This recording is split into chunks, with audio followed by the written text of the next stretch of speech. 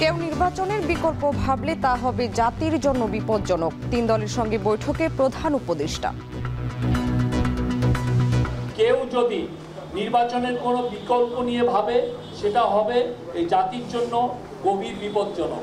কোন একটি দলের চাপে বা দাবিতে একই ট্রেডিশনে নির্বাচনী ট্রেন যদি চলে যায় তাহলে তো নির্বাচন প্রশ্নবিদ্ধ হবে। আগামী যে নির্বাচনটি হবে সেই নির্বাচনটি যেন অবশ্যই গণপরিষদ নির্বাচন হয়। নির্বাচন সঠিক সময়ে হবে, এ ব্যাপারে কোনো রকমের দ্বিধা দ্বন্দ্ব থাকা উচিত নয়।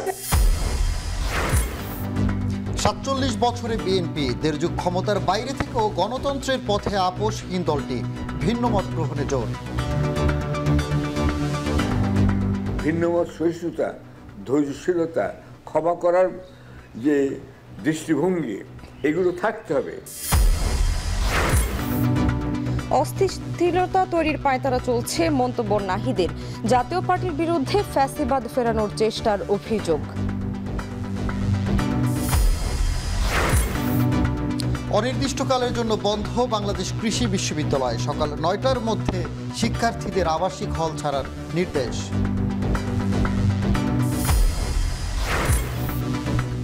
এবং 2 সিটির নানা উদ্যোগেও কমছে না মশার উৎপাত। অপরিকল্পিত নগরায়ন আর অসচেতনতা থেকেই দুষছেন 2 প্রশাসক।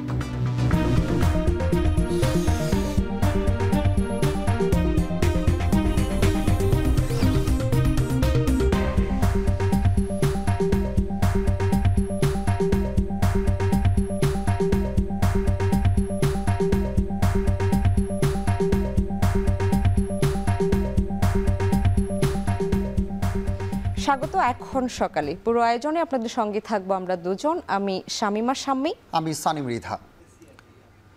কেউ নির্বাচনের বিকল্প ভাবলে তা জাতির জন্য বিপজ্জনক হবে বলে মন্তব্য করেছেন প্রধান উপদেষ্টা ডক্টর ইউনূস। বিএনপি, জামায়াত ও এনসিপির সঙ্গে বৈঠকে কথা বলেন তিনি। বৈঠক শেষে সাংবাদিকদের এ বিষয়ে ব্রিফ করেন প্রেস সচিব শফিকুল আলম।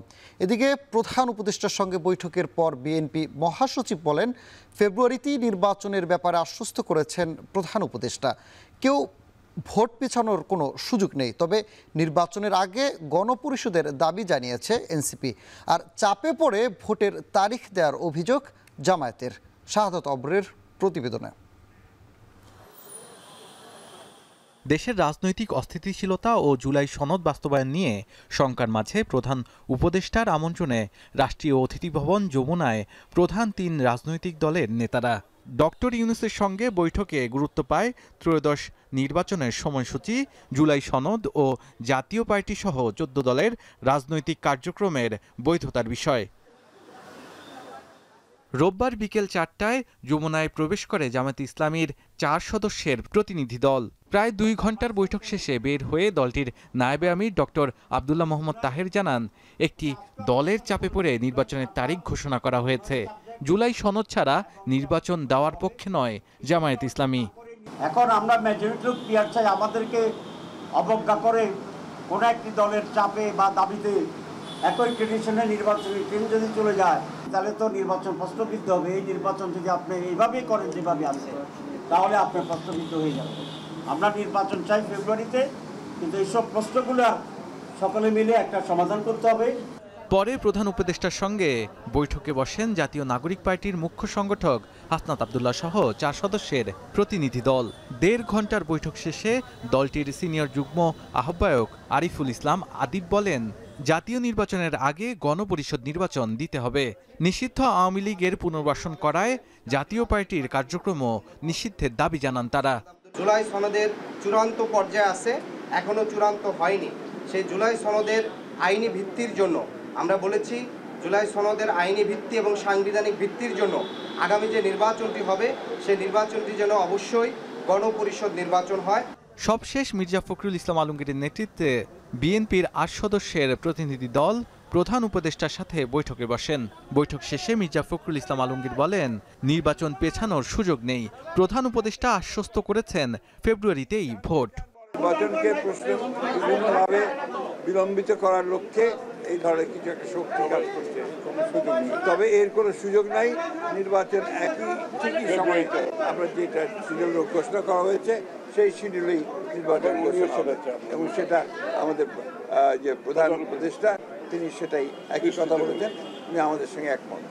সব বৈঠক শেষে গণমাধ্যমের সাথে কথা বলেন প্রধান উপদেষ্টার প্রেস সচিব।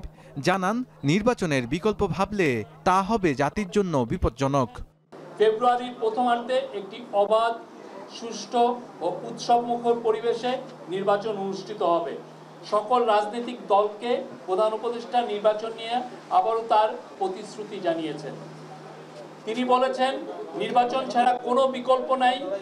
কেউ যদি নির্বাচনের কোনো বিকল্প নিয়ে ভাবে, সেটা হবে এই জাতির জন্য গভীর বিপজ্জনক। আসন্ন দুর্গাপূজা ঘিরে যাতে কোনো ষড়যন্ত্র না হয় সে বিষয়ে সতর্ক থাকার নির্দেশনা দিয়েছেন প্রধান উপদেষ্টা। দুর্গাপূজা ঘিরে যেন দেশে কোনো ধরনের ষড়যন্ত্র। শাহাদাত অফরো, এখন, ঢাকা। বহু গণতান্ত্রিক আন্দোলন ৯০ ও ২৪-এর মতো গণ অভ্যুত্থান পেরিয়ে বিএনপির ৪৭তম প্রতিষ্ঠা বার্ষিকী।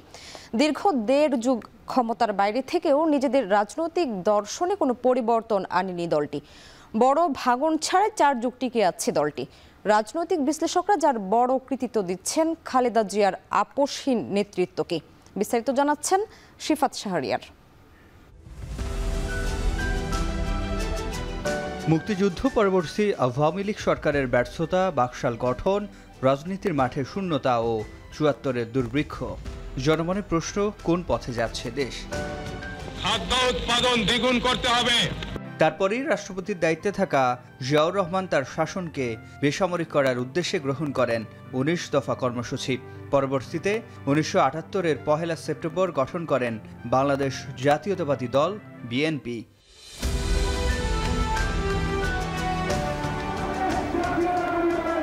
বিভিন্ন সময়ের গণতান্ত্রিক আন্দোলন, ৯০ ও ২৪-এর মতো বড় দুইটি গণ অভ্যুত্থান পেরিয়ে ৪৭ বছরে দলটি একাধিকবার সরকার গঠন করলেও গত ১.৫ যুগ রাষ্ট্র ক্ষমতার বাইরে।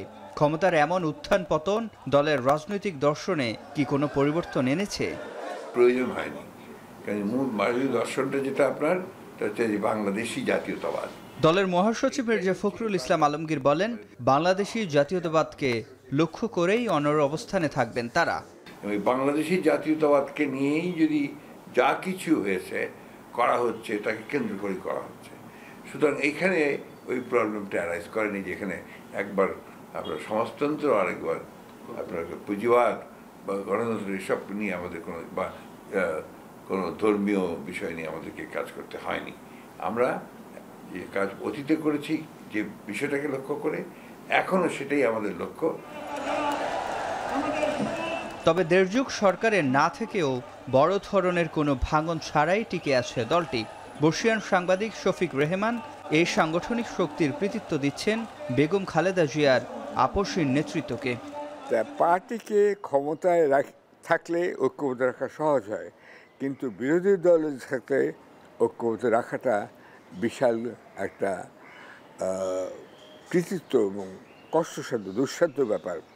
বিএনপির সাফল্যটা কিন্তু সেখানেই। বিএনপিকে দুবার ভাঙার চেষ্টাও করেছিল, কিন্তু শেষ পর্যন্ত সেটাও সফল হয়নি। বিএনপি কী করে টিকে আছে ঐক্যবদ্ধ দল হিসেবে? এটা টিকে আছে বিকজ খালেদা জিয়ার সংযমী ভাষা, শালীন ব্যবহার, মার্জিত রুচি এবং পরমত সহিষ্ণুতা। বহুদর্শী এই বিশ্লেষক বলছেন, বিএনপিকে দল হিসেবে টিকে থাকতে হলে ভিন্ন মতকে সহ্য করার ক্ষমতা অর্জন করতে হবে।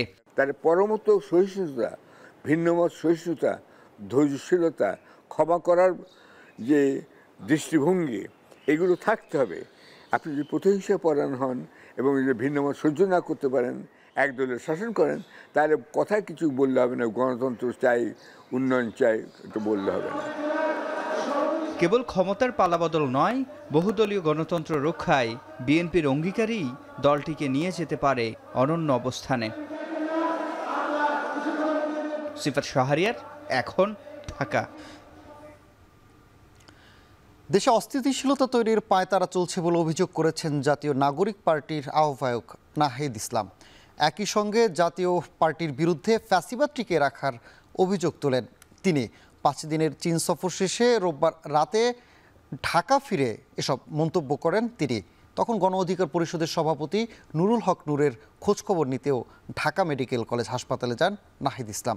বিস্তারিত মেজবাউদ্দিন লগ্নর প্রতিবেদনে। 5 দিনের চীন সফর শেষে রোববার রাতে দেশে ফিরেই ঢাকা মেডিকেল কলেজ হাসপাতালে চিকিৎসাধীন গণ অধিকার পরিষদের সভাপতি নুরুল হক নূরের খোঁজখবর নেন এনসিপির আহ্বায়ক নাহিদ ইসলাম। এ সময় জুলাই পরবর্তী বাংলাদেশে এ ধরনের ঘটনা অনাকাঙ্ক্ষিত বলে মন্তব্য করেন তিনি। পার্টি অফিসের সামনে কার্যালয়ের নিচে তারা সংবাদ সম্মেলনের প্রস্তুতি নিচ্ছিল, সেই জায়গা থেকে একটা ঘটনার প্রেক্ষিতে তিনি পরিস্থিতি নিয়ন্ত্রণের জন্য সেখানে গিয়েছিলেন এবং এটা তাদের রাজনৈতিক অধিকার, গণতান্ত্রিক অধিকার, যে কারো বিরুদ্ধে গণতান্ত্রিকভাবে কথা বলা এবং ফ্যাসিবাদের দোষরদের বিচার চাওয়া। এবং আমরা সেখানে দেখলাম যে ন্যাক্কারজনকভাবে তার উপর হামলা করা হলো, তার নেতাকর্মীদের উপরে হামলা করা হলো। এক কথায় বলতে গেলে এটাকে বলে বর্বরতা।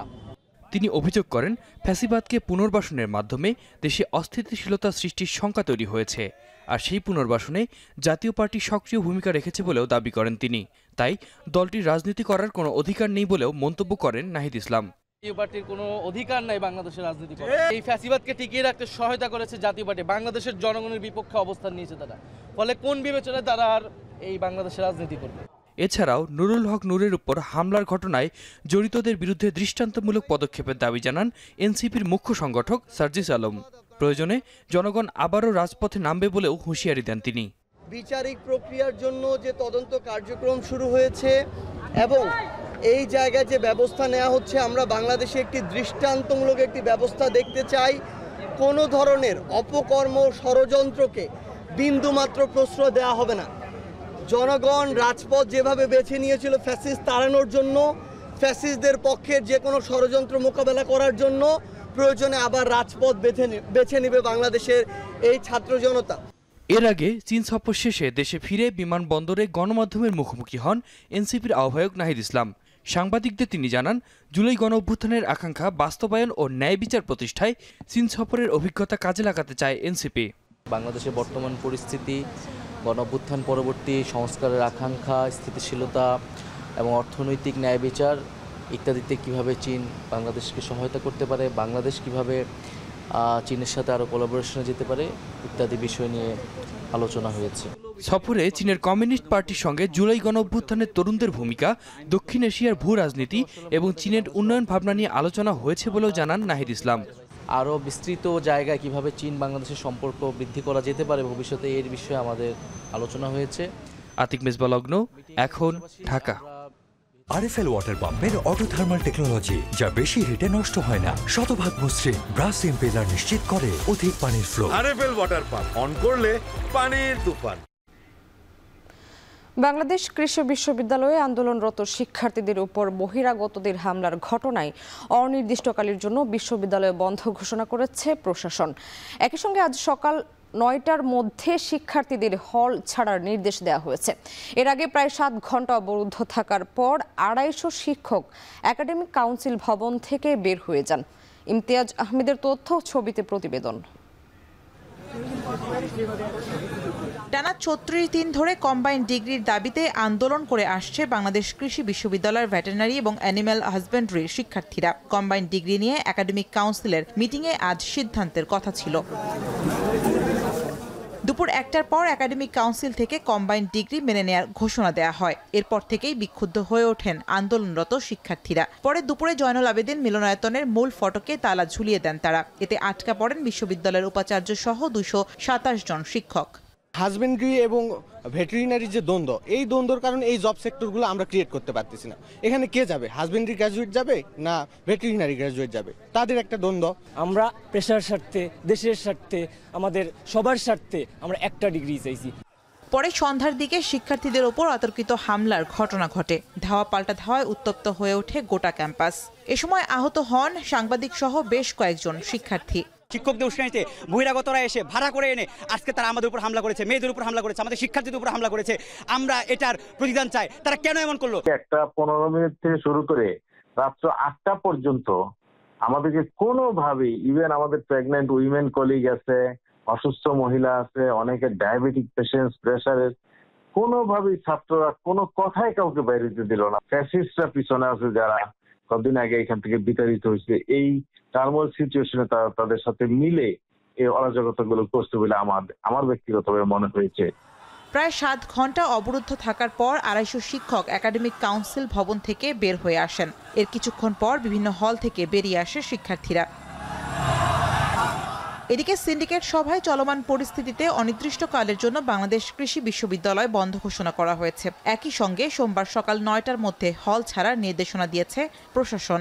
উদ্ভূত পরিস্থিতিতে বাংলাদেশ কৃষি বিশ্ববিদ্যালয়ের সিন্ডিকেটের জরুরি সভায় বিশ্ববিদ্যালয় অনির্দিষ্টকালের জন্য বন্ধ ঘোষণা করা হয়েছে এবং শিক্ষার্থীদেরকে আগামীকাল সকাল 9 ঘটিকার মধ্যে হল ত্যাগের নির্দেশ দেওয়া হয়েছে। এছাড়া বিশ্ববিদ্যালয় ক্যাম্পাসে নিরাপত্তায় পুলিশ, র্যাব, সেনাবাহিনী ও 2 প্লাটুন বিজিবি মোতায়েন করা হয়েছে। এখন ময়মনসিংহ। সামান্য ঘটনাকে কেন্দ্র করে কিভাবে ভয়াবহ সংঘর্ষে রূপ নিল তা ভাবাচ্ছে চট্টগ্রাম বিশ্ববিদ্যালয়ের শিক্ষক শিক্ষার্থীদের সবাইকে। দিনভর গ্রামবাসীর সাথে দফায় দফায় সংঘর্ষে হতাহত হয় 250 ছাত্র ও শিক্ষক। অথচ গত 6 দশকে গ্রামবাসীর সাথে সুখ দুঃখ ভাগাভাগি করে বড় হয়েছে এই বিশ্ববিদ্যালয়। সামান্য ঘটনা থামাতে না পারার পেছনে প্রশাসন ও আইন শৃঙ্খলা বাহিনীর ব্যর্থতা বলছেন শিক্ষার্থীরা। আবার কেউ কেউ পাচ্ছেন বড় ধরনের ষড়যন্ত্রের আভাস। বিস্তারিত কাজী মাহফুজের প্রতিবেদনে। রাত প্রায় 12টা। জোবরা গ্রামের একটি ভবনে বিশ্ববিদ্যালয়ের ছাত্রীকে বাসায় ঢুকতে বাধা দেয় দারোয়ান। তারপর কথা কাটাকাটি। সামান্য এক ঘটনা, অথচ পরবর্তী 24 ঘন্টায় গ্রামবাসীর সাথে ইতিহাসের সবচেয়ে ভয়াবহ সংঘর্ষে জড়িয়ে যায় ছাত্ররা। মধ্যরাত থেকে রোববার দিনভর দফায় দফায় সংঘর্ষে আহত হয় 400-র বেশি ছাত্র, প্রভিসি, প্রক্টর, সাংবাদিক। ভাঙচুর করা হয় পুলিশের গাড়িসহ অন্তত 10টি যানবাহন। প্রশ্ন হচ্ছে, যে জোবরা গ্রামের সাথে বিশ্ববিদ্যালয়ের সম্পর্ক 6 দশকের, গ্রামের অনেক মানুষের আয় উপার্জন বিশ্ববিদ্যালয় ঘিরে, আবার ছাত্রদের ভরসার জায়গা এই গ্রামবাসী, সেখানে ছোট ঘটনা ঘিরে কেন এত বড় সংঘর্ষ? কেনই বা আগেভাগে থামাতে ব্যবস্থা নেয়নি প্রশাসন? সে প্রশ্ন সবার মনে। শিক্ষাঙ্গন অস্থির করার ষড়যন্ত্রের আভাসও পাচ্ছেন কেউ কেউ। ছাত্র নেতাদের অভিযোগ, সামান্য ঘটনা বড় হওয়ার পেছনে বিশ্ববিদ্যালয় প্রশাসনের দূরদর্শিতা ও আইনশৃঙ্খলা বাহিনীর নির্লিপ্ততা দায়ী। সারাদিন সংঘর্ষ দমাতে কাউকে তৎপর দেখা যায়নি। প্রায় 4 ঘন্টা পর বিকাল 4টার দিকে সেনাবাহিনী প্রবেশ করে। জারি হয় 144 ধারা। ততক্ষণে রক্তাক্ত ছাত্ররা কাতরাচ্ছে মেডিকেলের বিছানায়। সেনাবাহিনী, পুলিশ এবং একটা আনসার পর্যন্ত আমাদের প্রশাসন এখানে ম্যানেজ করতে পারে নাই। এই সম্পূর্ণ দায় দায়িত্বটা প্রশাসন নিতে হবে। বিশ্ববিদ্যালয় প্রশাসনের অনীহা, আর হচ্ছে প্রশাসনের পুলিশ প্রশাসন, বিডিআর এবং সেনাবাহিনী যে প্রশাসন যাটার সাথে বিশ্ববিদ্যালয় সমন্বয় করার কথা, এদের হচ্ছে ব্যর্থতা। এই ব্যর্থতার কারণে স্থানীয় সুযোগ নিচ্ছে। প্রায় 36 বছর পর মাত্র 2 দিন আগেই ঘোষণা হয় চট্টগ্রাম বিশ্ববিদ্যালয়ের চাকসু নির্বাচনের তফসিল। এর পরপরই এমন ঘটনা নির্বাচন বানচাল ও চবির পরিস্থিতি ঘোলাটে করার ষড়যন্ত্র বলে মনে করছেন ছাত্রদের অনেকে। ছোট্ট একটা ঘটনা থেকে সূত্রপাত হইল এবং সেই ঘটনাকে এত বড় করা হয়েছে, যেটা আমরা মনে করি এটা কারা ষড়যন্ত্র থাকতে পারে, যে তারা এর মাধ্যমে বিশ্ববিদ্যালয়ের হয়তো চাকসু বানচাল করার চিন্তা করতে থাকতে পারে। এটা থাকতে পারে, আমরা এটাকে উড়িয়ে দেওয়ার সুযোগ নেই। আইন শৃঙ্খলা বাহিনী, প্রশাসন কাউকে আমরা রাস্তায় দেখিনি বা পাশে পাইনি। তো সম্পূর্ণভাবে আমি দোষারোপ করছি এই প্রশাসনকে। এই প্রশাসন টোটালি সাধারণ শিক্ষার্থীদের নিরাপত্তা দিতে ব্যর্থ হয়েছে। এই চাকসু নির্বাচনকে কেন্দ্র করে এই ধরনের সংঘাত তৈরি হচ্ছে। কেউ কেউ ঘোলা পানিতে মাছ শিকারের চেষ্টা করছেন। তবে সন্দেহ আরও দানা বাঁধে বিশ্ববিদ্যালয় প্রশাসনের বক্তব্যে। সদ্য ছাত্র সংসদ নির্বাচনের তফসিল ঘোষণার পর একটি পক্ষ পরিস্থিতি ঘোলাটে করতে চেষ্টা করছে দাবি উপাচার্যের। একটা ভাইব্রেন্ট পরিবেশের মধ্যে আমরা ছাত্রদের সাথে আলাপ আলোচনা করে চাকসু ইলেকশন ঘোষণা করেছি, এই ডিক্লেয়ার করেছি। ঠিক তারপর এই ঘটনাটা হয়েছে। কাজেই এখানে নানা রকম চিন্তা করার বিষয় আছে, নানা রকম ব্যাপার থাকতে পারে, সেগুলো আমরা বিবেচনা করছি। আমরা যাতে সুন্দরভাবে সব কিছু ইউনিভার্সিটি ভাইব্রেন্ট থাকে, ইউনিভার্সিটি যাতে স্বাভাবিক থাকে, সেই জন্য যা করণীয় আমরা তা করার জন্যই এখানে আসি। বিশ্ববিদ্যালয়ের 1000-এরও বেশি শিক্ষার্থী আশপাশের গ্রামগুলোতে থাকেন। এছাড়া বিশ্ববিদ্যালয় ঘিরে যারা জীবিকা নির্বাহ করেন সেসব স্থানীয়রাও পড়েছেন বড় বিপাকে। অতীতেও চট্টগ্রাম বিশ্ববিদ্যালয়ের শিক্ষার্থীদের সাথে জোবরা গ্রামবাসীদের মধ্যে বিভিন্ন ইস্যুতে সংঘর্ষের ঘটনা ঘটে। তবে এবারের ঘটনা অতীতের সব ঘটনাকে ছাপিয়ে গেছে। এতগুলো শিক্ষার্থী আহত হওয়ার পর জোবরা গ্রামবাসীদের সাথে বিশ্ববিদ্যালয় প্রশাসন, শিক্ষক এবং শিক্ষার্থীদের সম্পর্ক কিভাবে স্বাভাবিক হবে তা ভাবাচ্ছে সবাইকে। কাজী মাহফুজ, এখন চট্টগ্রাম বিশ্ববিদ্যালয়। প্রবাদ বাক্যের মতো মশা মারতে কামান ব্যবহার না হলেও উৎস খুঁজতে 2021 সালে ড্রোন ব্যবহার করে ঢাকা উত্তর সিটি। জলাশয়ে ব্যাঙ, হাঁস ও গাপ্পি মাছ ছাড়ে দক্ষিণ সিটি কর্পোরেশন। এর সাথে গতানুগতিক উদ্যোগ তো ছিলই, কিন্তু কাজে আসেনি কিছুই। বরং মশা নিয়ন্ত্রণে ভরাডুবির কারণ হিসেবে উত্তর সিটির প্রশাসকের দাবি, প্রকৃতিকে উপেক্ষা করে গড়ে উঠেছে নগরী। আর দক্ষিণ সিটির প্রধান স্বাস্থ্য কর্মকর্তার মতে মশার উৎপাত কমছে না নগরবাসীর অসচেতনতার কারণেই। প্রকৃত কারণ কি জানবো সহকর্মী হোসেন জাহিদের প্রতিবেদনে।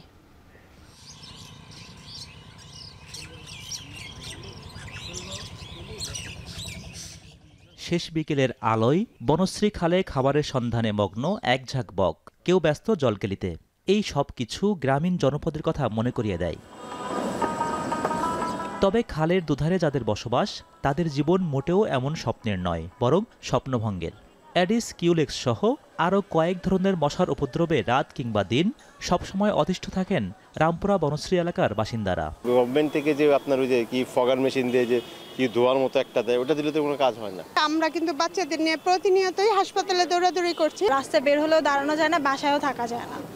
গেট আটকে রাখলেও কোনো লাভ হয় না, বিকজ সারাদিনে অনেক মশা বাসায় অলরেডি ঢুকে থাকে। দেশে ডেঙ্গু রোগের প্রকোপ বেড়েছে।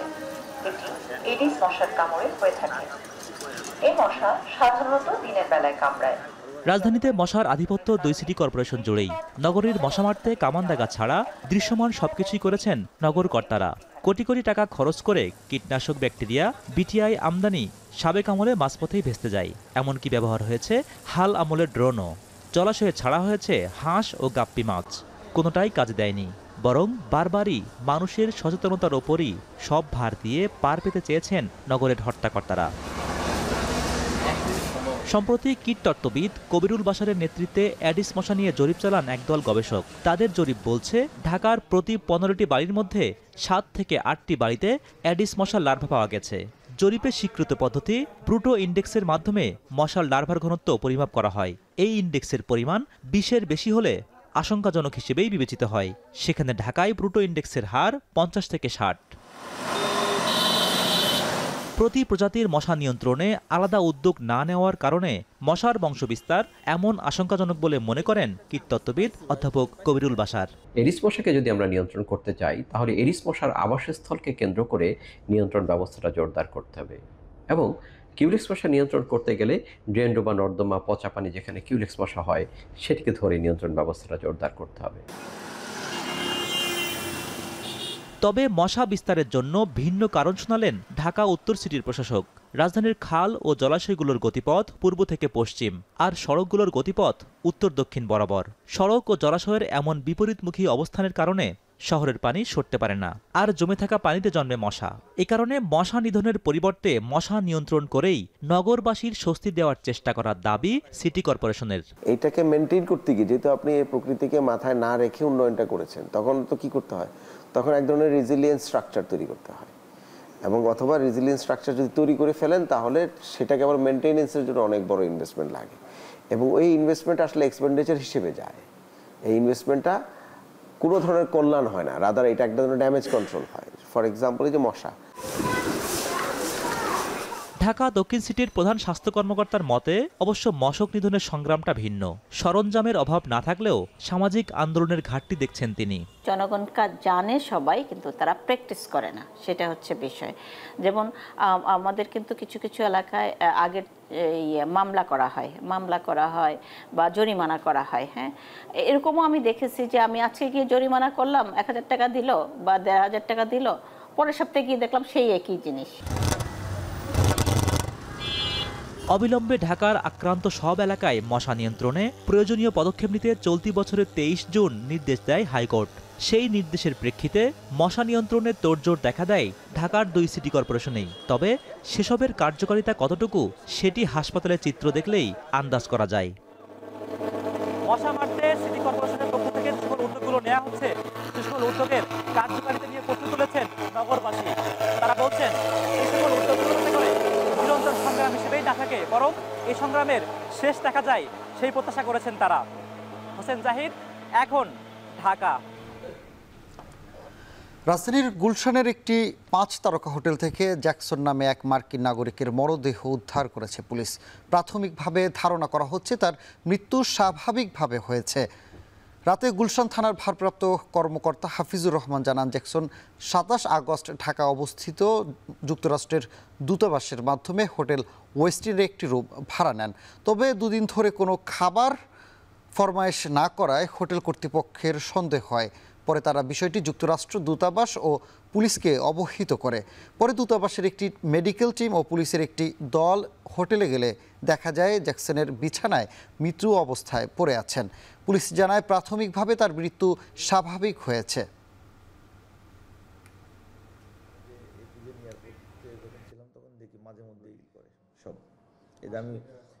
সিসি ক্যামেরা ফুটেজ দেখে বোঝা যায় যে উনি খেয়ে ঘুমিয়েছিলেন আর কি। পরে উনি আর ওঠেন নাই। হোটেল থেকে যারা হাউস কিপার আছেন ওনারা কয়েকবার দরজা বন্ধ থাকায় উনি দরজা না খোলাই তারা চলে আসে ফিরে। কিন্তু 2 দিন অতিবাহিত হওয়ার কারণে হোটেল কর্তৃপক্ষের সন্দেহ হলে তারা অ্যাম্বাসিতে জানায়। পরবর্তীতে অ্যাম্বাসি থেকে একজন অ্যাম্বাসিডর আবেদনের প্রেক্ষিতে ডেড বডি তাদেরকে হস্তান্তর করা হয়। ওই আবেদনে তারা উল্লেখ করেন যে বিনা ময়নাতদন্তে এবং তাদের এই বিষয়ে কোনো অভিযোগ নাই। এদিকে খুলনায় সাংবাদিক ওয়াহেদুজ্জামান বুলুর মরদেহ উদ্ধার করেছে পুলিশ। রোববার সন্ধ্যায় পীর খানজাহান আলী সেতুর 2 নম্বর পিলারের বেসমেন্ট থেকে নদীতে ভাসমান অবস্থায় তার মরদেহ উদ্ধার করে রূপসা নৌ পুলিশ। নিহতের বয়স 60 বছর। তিনি দীর্ঘ 30 বছরের বেশি সময় সাংবাদিকতা করেছেন। বর্তমানে ঢাকা থেকে প্রকাশিত দৈনিক সংবাদ প্রতিদিনে কর্মরত ছিলেন তিনি। এই ঘটনায় এলাকায় চাঞ্চল্যের সৃষ্টি হয়েছে। পুলিশ জানায় নিহতের পরনে ছিল নীল গ্যাবার্ডিন প্যান্ট ও আকাশি রঙের টি-শার্ট। তবে ডান হাত ও মুখমণ্ডল ক্ষতিগ্রস্ত অবস্থায় পাওয়া যাওয়ায় ঘটনাটি রহস্যজনক হয়ে উঠেছে। এদিকে পিবিআই ও সিআইডি ঘটনাস্থল থেকে আলামত সংগ্রহ করেছে। এটি পরিকল্পিত হত্যাকাণ্ড হতে পারে বলে দাবি করেছে পুলিশ। যশোরে প্রকারভেদে বেড়েছে মুরগির মাংসের দাম, তবে স্থিতিশীল রয়েছে গরু ও খাসির মাংসের দাম। এদিকে ফেনীতে চড়া মাছের দাম। সপ্তাহের ব্যবধানে প্রকারভেদে প্রতি কেজি মাছের দাম বেড়েছে 25 থেকে 35 টাকায়। এ নিয়ে আরও জানাতে যশোর থেকে রিপন হোসেন আর ফেনী থেকে যুক্ত হচ্ছেন সুলাইমান ডালিম। রিপন, সপ্তাহের ব্যবধানে মুরগির দাম বাড়ার কারণ হিসেবে কি বলছেন বিক্রেতারা? আর ডালিম, মাছের দাম বাড়ার কারণ কি, আর বাজারে মাছের সরবরাহ কেমন দেখছেন?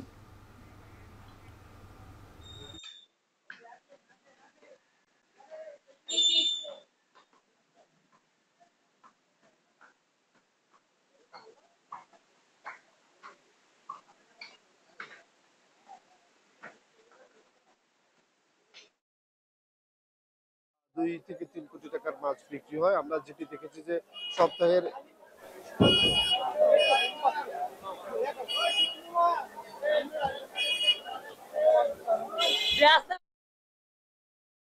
$280 ছিল এবং ব্রয়লার মুরগি বিক্রি হচ্ছে 160 টাকা থেকে 170 টাকা। অনুরূপভাবে গরুর মাংস দাম বেড়ে স্থিতিশীল রয়েছে, বিক্রি হচ্ছে 750 টাকা। খাসির মাংস বিক্রি হচ্ছে 1150 টাকা।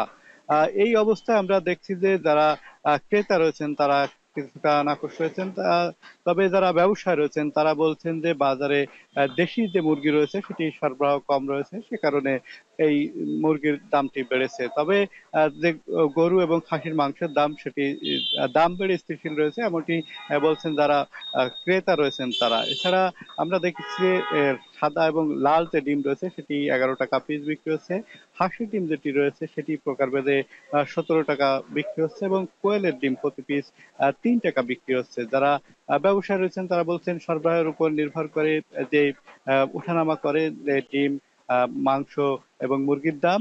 তবে আমরা প্রকারভেদে দেখেছি যারা বিক্রেতা রয়েছেন তারা বলছেন যে ওঠানামা করতে পারে, তবে যারা ক্রেতা রয়েছে তারা বলছেন যে বিভিন্ন সময় ব্যবসায়ের যে সিন্ডিকেট, সেই সিন্ডিকেটের কারণে এই মাংস এবং মুরগি, ডিম এগুলোর দাম বৃদ্ধি পেয়ে থাকে।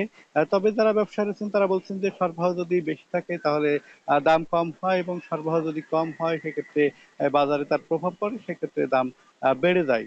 আর ক্রেতারা বলছেন যে এই যে ডিমের দাম এবং মাংসের দাম যদি নাগালে না থাকে, তাদের আমিষের যে চাহিদা সেটি পূরণ হয় না, তাই সেজন্য নিয়মিত বাজার মনিটরিং ব্যবস্থা জোরদারের কথা বলছেন। তারা বলছেন যে ব্যবসায় সিন্ডিকেটের কারণে এই দামটি বেড়ে যেতে যায়, সে কারণে তারা ব্যবসায়ের যে সিন্ডিকেট রয়েছে সেই সিন্ডিকেটের জন্য বাজার মনিটরিং ব্যবস্থা জোরদারের কথা বলছেন। তবে যারা প্রান্তিক খামারিরা রয়েছেন তারা বলেন যে খাবারের দাম বৃদ্ধির কারণে প্রতিনিয়ত যে মুরগির দাম সেটি বৃদ্ধি পেয়ে থাকে। এছাড়া যে মাংস, গরু এবং খাসি একই অবস্থা, খাবারের দাম বৃদ্ধি, অন্যান্য যে সরঞ্জাম রয়েছে সেটির দাম বৃদ্ধির কারণে কিন্তু বাজারে প্রভাব পড়ে, সেটির দাম বৃদ্ধি পায়। তো সব মিলে সাধারণ যারা মানুষ রয়েছেন, যারা ক্রেতা রয়েছেন তারা বলছেন যে ডিম, মাংস এগুলো তাদের নাগালের ভিতর রাখতে সরকার পদক্ষেপ নেবে, এমনটি তারা দাবি করছেন। তো এই ছিল এখান থেকে আমার কাছে সর্বশেষ স্থানিক।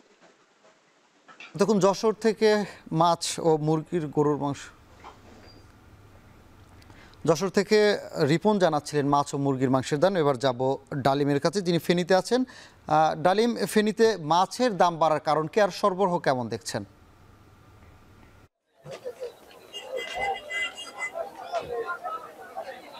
আমরা ফেনী শহরের যে বাজারটিতে আছি মাছের, সেই বাজারটি ফেনীর সর্ববৃহৎ মৎস্য আড়ত খাজুরি এলাকায়। এই বাজারটিতেই সাধারণত ফেনী এবং আশপাশের যে চট্টগ্রামের মিরসরাই এবং রামগড় সহ বিভিন্ন অঞ্চলে কিন্তু এখানের মাছ যায়।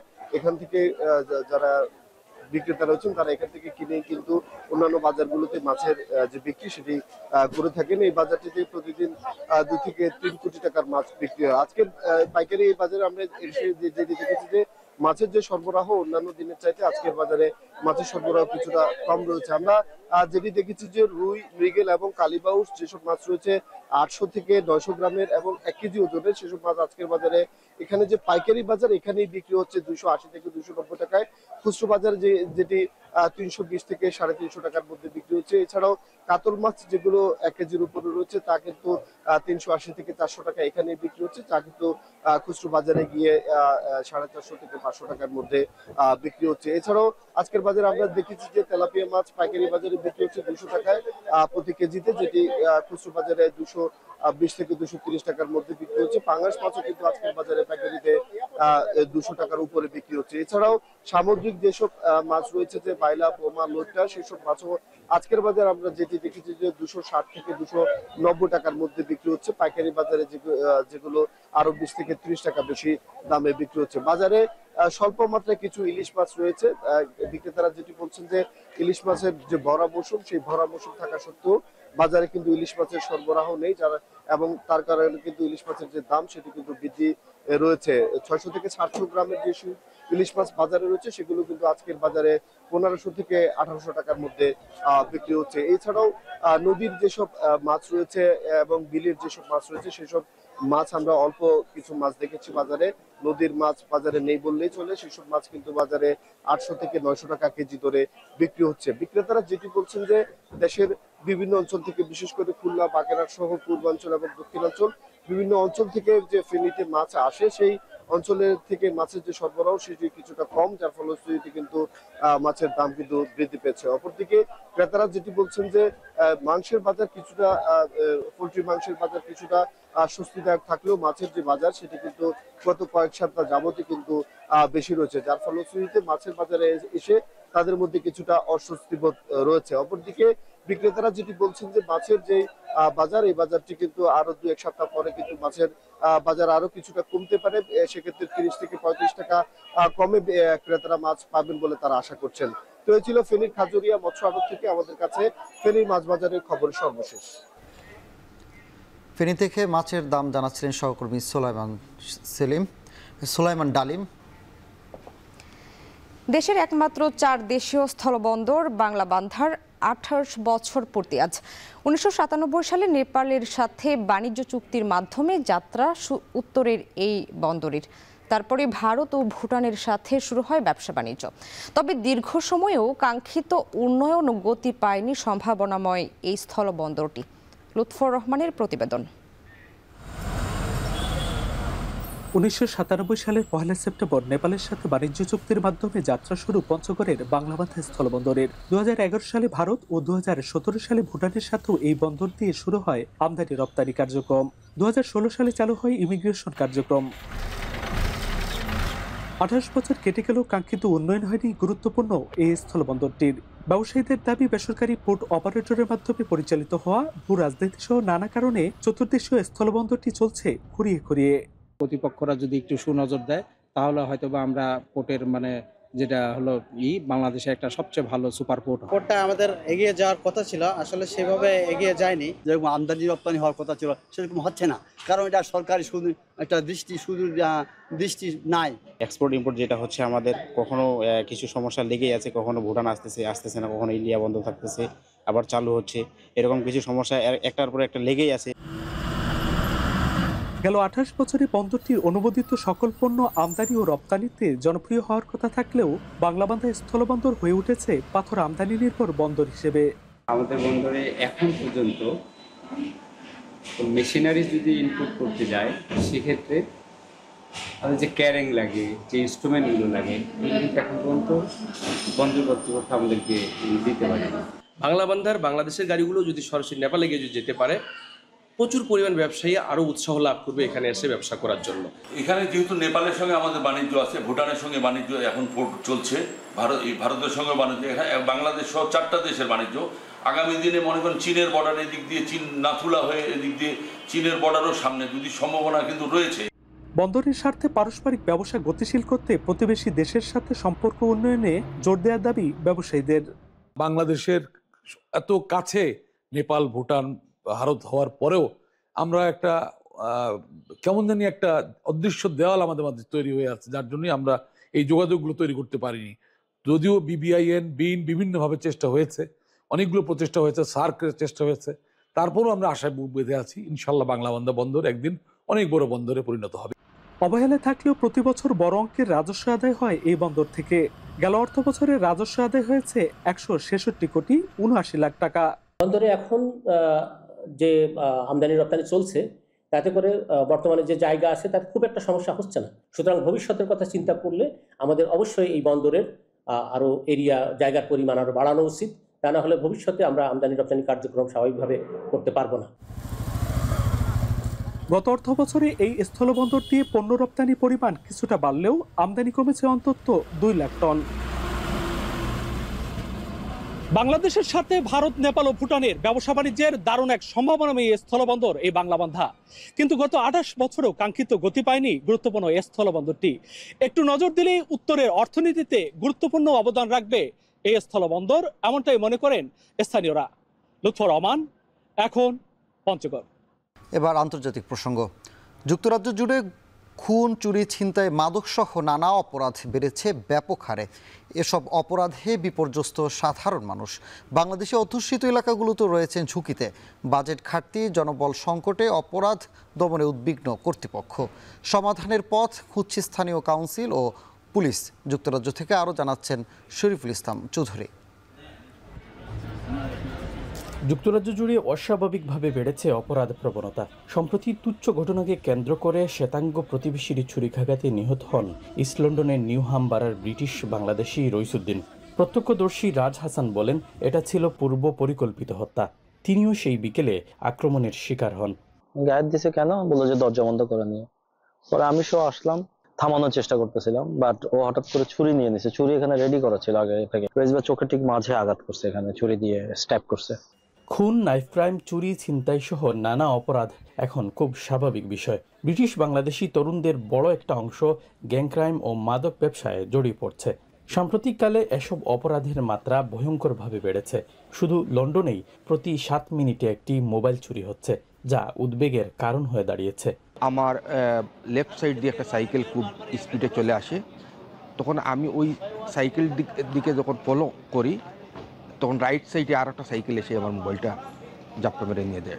2024 সালের হিসেব অনুযায়ী ইংল্যান্ড এবং ওয়েলসে প্রায় 6.5 মিলিয়ন অপরাধ রেকর্ড করা হয়। এর মধ্যে 2025 সালের প্রথম 6 মাসে শুধু লন্ডনে মোট 4,55,768টি অপরাধ রেকর্ড করা হয়েছে। হিসেব অনুযায়ী যুক্তরাজ্যের সর্বোচ্চ অপরাধ হয় ইংল্যান্ডে, যেখানে প্রতি 1000 জনে 84 জনই অপরাধে জড়িত। বাড়ছে ছোট ছোট অপরাধও, এতে উদ্বিগ্ন সাধারণ মানুষ। অহরহ ঘটনা ঘটছে, এটার জন্য আমি মনে করি এখানকার যারা কমিউনিটি পুলিশ, যারা আইন শৃঙ্খলা নিয়ন্ত্রণ করছেন, তাদের একটু তৎপর হওয়া উচিত। চাকচিক্যের আড়ালে অপরাধের অভয়ারণ্য হয়ে উঠছে লন্ডন। মেট পুলিশ ও ওএনএসির সর্বশেষ তথ্য অনুযায়ী দেশের সবচেয়ে বেশি অপরাধ সংঘটিত হওয়া লন্ডনের 33টি বারার মধ্যে প্রথম স্থানে আছে ওয়েস্টমিনিস্টার, আর টপ 8-এ আছে বাংলাদেশি অধ্যুষিত টাওয়ার হ্যামলেটস। সংশ্লিষ্টরা বলছেন অপরাধ কমাতে নানা পদক্ষেপ নিচ্ছেন তারা। আপনার যদি যখন ডিসেম্বর টু ফেব্রুয়ারি দিস ইয়ার আমরা মোর দেন 20% আমরা নাইফ ক্রাইম কমছে, বাট ইভেন দেন আমরা যদি পার্সেন্টেজ দিয়ে দেখাই যে নাইফ ক্রাইম কমছে অথবা পার্সেন্টেজ বাড়ছে, every single offence for us is very sad. লন্ডনে অপরাধ দমনে প্রয়োজন 38,000 পুলিশ ও 19,000 সহকারী কর্মী। উল্টো 450 মিলিয়ন পাউন্ড বাজেট ঘাটতিতে 2025-26 সালে আরও প্রায় 3,000 স্টাফ কমার আশঙ্কা দেখা দিয়েছে। কাউন্সিলগুলো নানা উদ্যোগ নিলেও এর কার্যকর ফলাফল পেতে সময় লাগবে বলছে কর্তৃপক্ষ। এত অপরাধ সংগঠিত হওয়ার পরও সমাধান হয়েছে মাত্র 5.7%। সন্দেহভাজন ব্যক্তিকে খুঁজে পেতে ব্যর্থ হয়ে গেল বছর বাদ দেওয়া হয়েছিল 2.5 মিলিয়ন মামলা, অর্থাৎ প্রতিদিনে প্রায় 6,000টিরও বেশি মামলার তদন্তই করা হয়নি। শরীফুল ইসলাম চৌধুরী, এখন, লন্ডন। আফগানিস্তানের পূর্বাঞ্চলে 6 মাত্রার ভয়াবহ ভূমিকম্পে অন্তত 20 জনের প্রাণহানি এবং শতাধিক ব্যক্তি আহত হয়েছেন। দেশটির নাঙ্গারহার এবং কুনার প্রদেশের বহু বাড়ি ঘর ধ্বংসস্তূপে পরিণত হওয়ায় হতাহতের সংখ্যা আরও বাড়ার শঙ্কা করা হচ্ছে। মার্কিন ভূতাত্ত্বিক জরিপ সংস্থা বলছে রাতে দেশটির পূর্বাঞ্চলে 8 কিলোমিটার গভীরে এই ভূমিকম্পের উৎপত্তি। ভূমিকম্পের কেন্দ্রস্থল নাগারহার প্রদেশের রাজধানী এবং আফগানিস্তানের 5ম বৃহত্তম শহর জালালাবাদ থেকে 27 কিলোমিটার দূরে। এতে কাবুল থেকে ইসলামাবাদও কেঁপে ওঠে। মৃতের সংখ্যা শতাধিক ছাড়িয়ে যাওয়ার শঙ্কা করছে ইউএসজিএস। 2022 সালে পূর্ব আফগানিস্তান 5.9 মাত্রার ভূমিকম্পে অন্তত 1000 মানুষের প্রাণহানি ও 3000 আহত হয়েছিলেন। এই ছিল এখন সকালে। এখন টেলিভিশন ওয়েবসাইটে দেখতে ভিজিট করুন www.ekhon.tv। এছাড়া ফেসবুক দেখতে ভিজিট করুন facebook.com/tv.ekhon এবং ইউটিউব দেখতে ভিজিট করুন youtube.com/c/ekhon tv।